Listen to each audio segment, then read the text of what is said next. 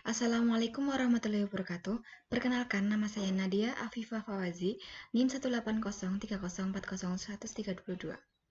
Pada kesempatan kali ini, saya akan mempresentasikan proposal skripsi dalam rangka ujian akhir semester mata kuliah Seminar Informatika. Dengan judul Evaluasi dan Perancangan User Interface Website Ponpes Darussalam Purwokerto menggunakan metode Human Centered Design. Poin pembahasan yang nantinya akan saya bahas yaitu meliputi latar belakang, rumusan masalah, batasan masalah, tujuan dan manfaat, tinjauan pustaka, perbedaan dari penelitian sebelumnya, dan yang terakhir metodologi. Yang pertama, latar belakang. Semakin berkembangnya zaman saat ini, banyak pesantren yang memiliki website yang di dalamnya memuat banyak informasi mengenai pesantren yang bersangkutan. Salah satunya yaitu Ponpes Darussalam di Purwokerto. Ponpes Darussalam memiliki website pesantren yang di dalamnya memuat beberapa informasi tentang pesantren seperti halaman untuk mendaftar online, sejarah pesantren, tenaga pendidik, dan lain-lain. Desain user interface website Ponpes Darussalam sudah cukup baik, namun perlu dilakukan evaluasi dan perancangan agar dapat sesuai dengan prinsip dari user experience. Evaluasi dilakukan untuk mengetahui apakah user experience yang diterapkan apakah sudah memenuhi tingkat kepuasan dan kebutuhan dari para pengguna atau belum. Kemudian yang selanjutnya rumusan masalah. Yang pertama, bagaimana sih cara menemukan permasalahan terhadap desain website menggunakan metode Human Centered Design? Yang kedua, bagaimana mengatasi permasalahan yang sudah ditemukan terhadap website tersebut? Kemudian yang ketiga, bagaimana evaluasi desain solusi yang didapatkan? Batasan masalah. Penelitian ini berfokus dengan menangani permasalahan menggunakan metode Human Centered Design. Bagaimana mengatasi permasalahan yang sudah ditemukan terhadap website tersebut? Dan bagaimana evaluasi desain solusi yang didapatkan?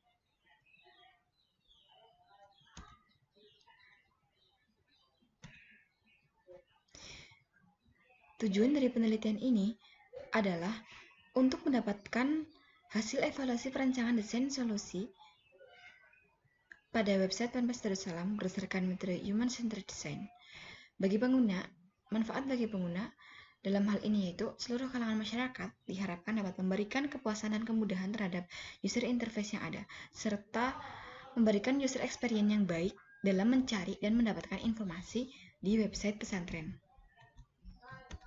Yang selanjutnya, tinjauan pustaka meliputi penelitian terdahulu dan landasan teori.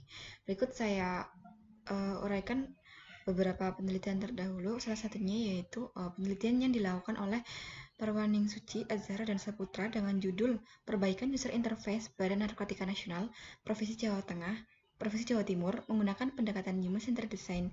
Hasil penelitian menunjukkan bahwa nilai usability dan user interface telah diterapkannya dengan metode HCD ini memiliki nilai yang lebih baik daripada sebelum diterapkannya metode Human Centered Design. Nilai usability dari aspek efektivitas pada desain awal adalah 45,71%, sedangkan pada desain solusi meningkat menjadi 100%.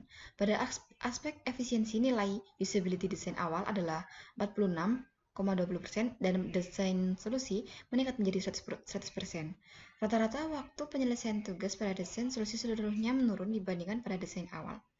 Pada aspek kepuasan pengguna, persentase kepuasan pada desain awal adalah 40,75%, pada desain solusi meningkat menjadi 81,75%.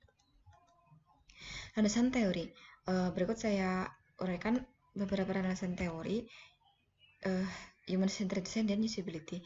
Human Centered Design adalah pendekatan terhadap perancangan dan pengembangan suatu sistem yang bertujuan membuat sistem lebih interaktif dan bermanfaat yang memiliki 4 siklus Human Centered Design, yaitu memahami dan menentukan konteks penggunaan, menspesifikasi persyaratan pengguna, membuat desain solusi, dan mengevaluasi desain. Usability. Yang selanjutnya usability. Usability menjadi faktor yang mempengaruhi sebuah aplikasi dapat dikatakan baik atau tidak. Menurut Jacob Neslin, usability sebagai atribut penilaian seberapa mudah sih aplikasi dapat digunakan. Perancangan antarmuka yang baik akan berdampak pada kemudahan dalam berinteraksi terhadap aplikasi dan user. Selain itu, dapat meningkatkan nilai dari segi kepuasan pengguna.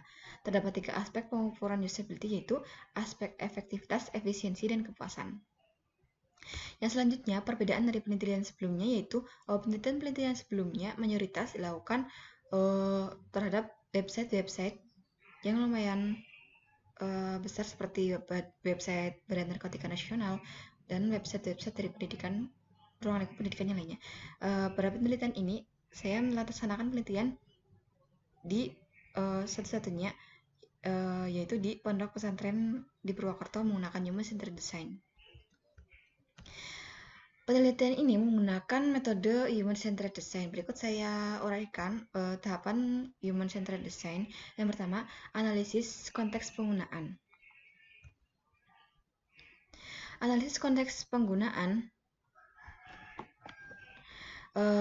bertujuan untuk memperoleh data terkait daftar pengguna dan stakeholder sistem, karakteristik pengguna, tujuan dan tugas pengguna, serta lingkungan di mana sistem digunakan. Untuk memperoleh data tersebut, maka peneliti melakukan wawancara terhadap stakeholder dan pengguna sistem. Yang selanjutnya, evaluasi desain awal.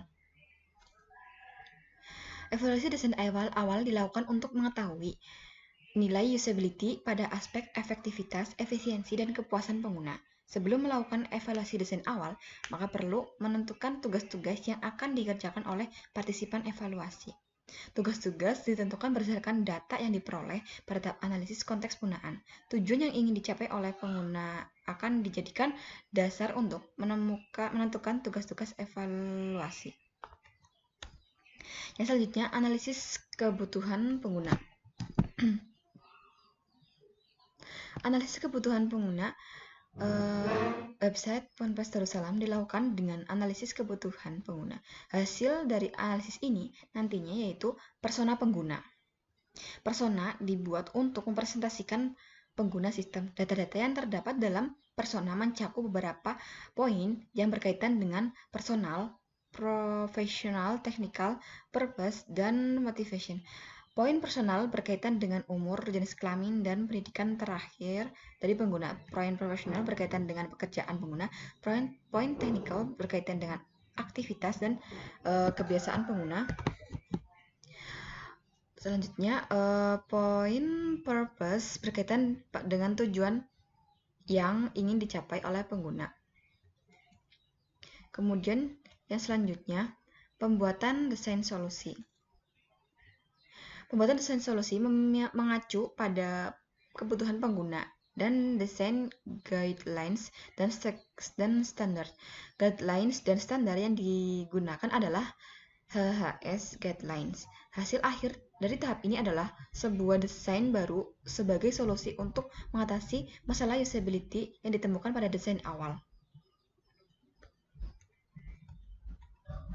Dan yang terakhir adalah evaluasi desain solusi. Desain solusi yang telah dibuat kemudian dievaluasi pada aspek efektivitas, efisiensi, dan kepuasan pengguna. Langkah-langkah untuk melakukan evaluasi sama seperti langkah-langkah yang dilakukan pada desain awal. Baik, sekian presentasi dari saya. Apabila ada tutur kata yang kurang berkenan, saya mohon maaf. Wabillahi taufiq wal hidayah. Wassalamualaikum warahmatullahi wabarakatuh. Sekian, terima kasih.